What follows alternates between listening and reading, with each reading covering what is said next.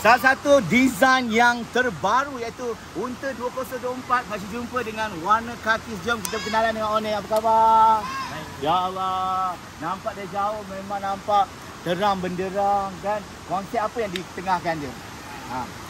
Kakis lah. Kakis ala Korean. Ala Korea. Boleh ke kita masuk? Boleh. Kita masuklah, tengok jap. Buka kasut. Wow. Ini memang nampak kemas dengan meja yang lebih besar. Kursi 24 kursi.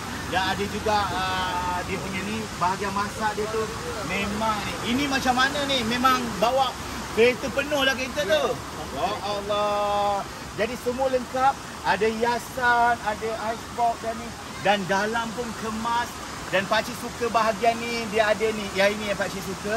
Dan dia punya sarung ni memang effort. Pakcik suka yang ni sebab bila malam dia menerbitkan corak pada cahaya tu. Yang ini yang sebenarnya yang lawa. Dan bila kita berada kat dalam ni kan. Kita berada kat dalam ni, kita tengoklah. Nampak?